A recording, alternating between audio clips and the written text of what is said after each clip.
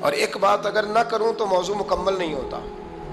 میرے نبی کریم علیہ السلام نے ایک دن صحابہ سے پوچھا بتاؤ بہترین عورت کون سی ہوتی ہے؟ کون ہوتی ہے؟ آکسفورڈ کی پڑھی ہوئی جی، پنجاب یونیورسٹی جس نے ایم فل کا مقالہ لکھا ہو، پی ایچ ڈی ہو جس نے پی ایچ ڈی کی ہو نمل یونیورسٹی سے، ایک کراچی یونیورسٹی کی ڈگری ہولڈر ہو کہ باہر سے ایم بی بی ایس کر کے آئی ہو، کون افضل ہوتی ہے؟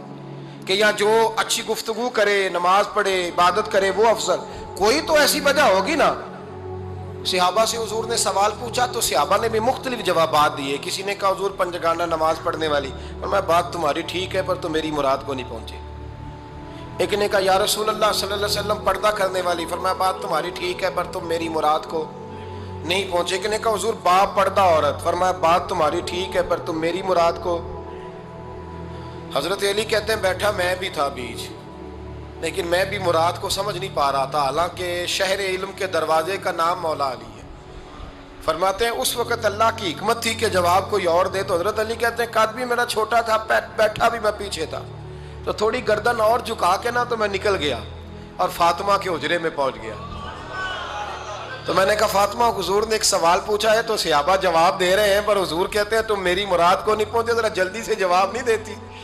تو خاتون جنت ہنس پڑی، فرمانے لگی میں جواب دوں؟ آپ کو بھی کہا ہاں دیں جواب کا کیا؟ فرمانے لگے بتاؤ سب سے بہترین عورت دنیا کی کون سی، سب سے بہترین؟ تو جناب فاطمہ کہنے لگی سادہ سا جواب تھا، آپ لوگوں کو آیا کیوں نہیں؟ کہا چلو بتاؤ۔ تو جناب فاطمہ فرمانے لگی دنیا کی سب سے بہترین بی بی وہ ہے جس کو نہ کبھی غیر محرم نے دیکھا ہو، اور اگلے لفظوں پہ غور کرنا، نہ کبھی غیر محرم نے اسے دیکھا ہو اور نہ اس بی بی نے ہی کبھی کو غیر محرم دیکھا ہو۔ یہ کوئی پڑتا نہیں کہ بی بی کہتی ہے جناب میں تو چہرہ ڈھانپ کے نکلی تھی، باقی میں دکاندار سب سے بات چیت کر آئی، سب کے چہرے دیکھ آئی۔ حضرت فاطمہ نے بتایا کہ تیری آنکھوں کا بھی پردہ ہے، اور وہ روایت وہاں الگ موجود ہے کہ حضور نے حضرت عائشہ صدیقہ ام سلمہ سے کہا کہ عبداللہ ابن مکتوم نابینا آیا تو پردہ کرو، تو یہ نابینا اس سے پہلے سیرت نگاروں نے لکھا ہے کہ ایک دن یہ اس سے پہلے حضرت فاطمہ کے گھر چلے گئے حضور کے ساتھ، تو نبی کریم علیہ السلام نے جب ان کو لے کے حضور داخل ہوئے تو جناب فاطمہ نے آنکھیں جھکا لی، پردہ کر لیا۔ تو حضور نے فرمایا بیٹی وہ تو نابینا ہے، تو عرض کرنے لگی حضور مجھے تو نظر آ رہا ہے نا۔ یعنی حضور نے جو ازواج کو کہا وہ بات کی، جناب فاطمہ کا جو انداز ہے وہ نرالا ہے۔ تو حضرت علی کہتے ہیں جناب فاطمہ نے جواب دیا کہ بہترین عورت وہ جسے نہ کبھی غیر محرم دیکھا ہو اور نہ غیر محرم نے کبھی، وہ بی بی نے بھی کبھی غیر محرم بندہ نہ دیکھا ہو، دیکھا ہی نہ ہو اس نے۔ یہ پوائنٹ ذرا مشکل ہے، سمجھنے والا ہے۔ تو حضرت علی کہتے ہیں میں وہاں سے گردن جھکائی اور بیچ آ کے بیٹھ گیا، بات ابھی جاری تھی۔ حضور نے فرمایا آتا ہے کسی کو جواب؟ تو کہتے ہیں میں نے ہاتھ کھڑا کیا، میں نے کو حضور آتا ہے، تو حضور مسکرا پڑے، فرمایا چل بتا۔ میں نے عرض کی حضور بہترین عورت وہ ہے کہ نہ کبھی اسے غیر محرم نے دیکھا ہو نہ اس نے کبھی غیر محرم دیکھا ہو۔ تو حضرت علی کہتے ہیں شاباش مجھے ملنی چاہیے تھی نا۔ حضور مسکرا پڑے، کہنے لگے میں نے تو پہلے ہی کہا ہے فاطمہ تو بدعت منی، فاطمہ میرے جگر کا ٹکڑا ہے، میں نے تو بڑا پہلے کہہ دیا ہے۔ تو کہتے ہیں صحابہ میری طرف دیکھنے لگے کہ یہ تو تعریف فاطمہ کی ہونے لگ گئی ہے۔ تو میں نے کہا کیا کریں؟ اس محبوب کو بتایا ہے جس کے لیے اللہ نے کوئی پردہ رکھا ہی نہیں، سارے پردے کھول دیے۔ حضرت فاطمہ کے وصال کا وقت آیا، انتقال کا، تو حضرت اسماء بنت امیس کو بلایا اور بلا کے فرمانے لگی تو مجھے غسل دینا اور سوائے میرے شوہر مولا علی کے کسی اور سے مدد بھی نہ لینا۔ اور فرمانے لگی میں نے حبشہ کے بارے میں سنا ہے کہ وہاں جب بیویوں کا جنازہ اٹھتا تھا تو وہ لوگ چارپائی کے اوپر یوں کر کے اس طرح کر کے لکڑیاں لگاتے تھے، نیچے باندھ لیتے تھے اور لکڑی میں لچک ہو تو اوپر جا کے پھر اس کو باندھ دیتے تھے تو پردہ بن جاتا تھا۔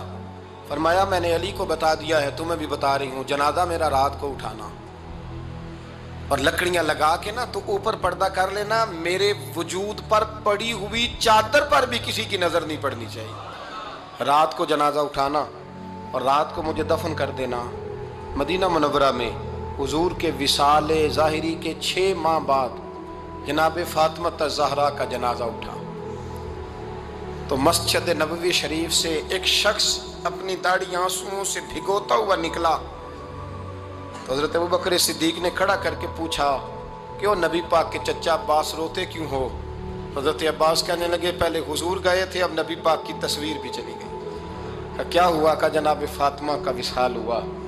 फिर से एक दफ़ा मदीने में रात आई, फिर से शाम हुई, फिर से जनाजा उठा। शेर खुदा अलीउल मुर्तज़ा रज़ी अल्लाह ताला अन्हु ने, हज़रत अब्बास ने, हज़रत कुसम बिन अब्बास ने, हज़रत अब्दुल्लाह इब्न अब्बास ने तदफीन से फारिग हुए। एक रवायत है कि हज़रत अब्बास ने जनाजा पढ़ाया और एक मुस्तनद रवायत है कि हज़रत अबू बकर सिद्दीक ने जनाजा पढ़ाया।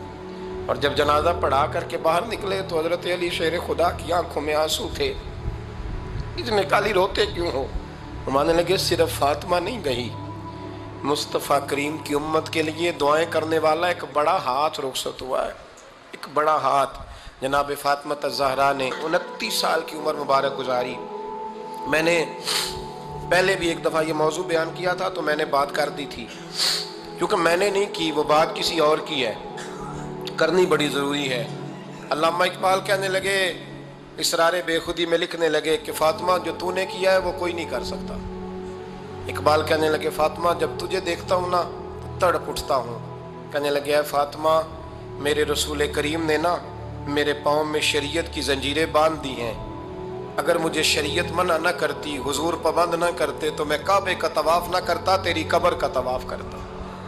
फ़ातिमा तूने 29 साल में वो इनकलाब बर्पा किया, उम्मत पर वो रहमत की। अली के घर की है इज़्ज़त, अली से सुनते हैं। नबी के घर की है इज़्ज़त, नबी से सुनते हैं।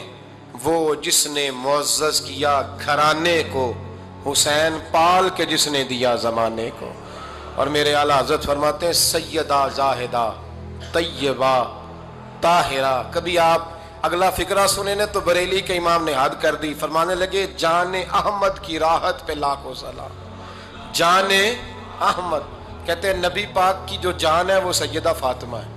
और सिर्फ जान नहीं, ये वो वाली हुजूर की जान है जिससे नबी पाक सुकून हासिल करते हैं, राहत हासिल करते हैं। जाने अहमद की राहत पे। और इसका एक तर्जुमा ये है कि नबी पाक की जान को सुकून हजरत फातिमा की वजह से मिलता। जाने अहमद की राहत पे लाखों सलाम। और हजरत हसनैन करीमैन का जिक्र करते हुए फरमाते हैं आब ततहीर से जिसमें पौधे जमे। हज़रत फ़ातिमा के बारे में कुछ रवायतों में ये आता है कि औरतों की तरह उन्हें हैज़ निफास नहीं आता था, अल्लाह ने पाक पैदा फरमाया। और मौला अली तो पहले ही पाक है, तो फरमाते हैं ये जो बच्चे हुए ना ये आब ततहीर से जिसमें पौधे जमे। ये बरेली के इमाम की मोहब्बत है सैयदा फ़ातिमा से और हसनैन करीमैन से। क्या अंदाज है? कहने लगे आब ततहीर से जिसमें पौधे जमे, उस रियाज़े नजाबत पे लाखों सलाम।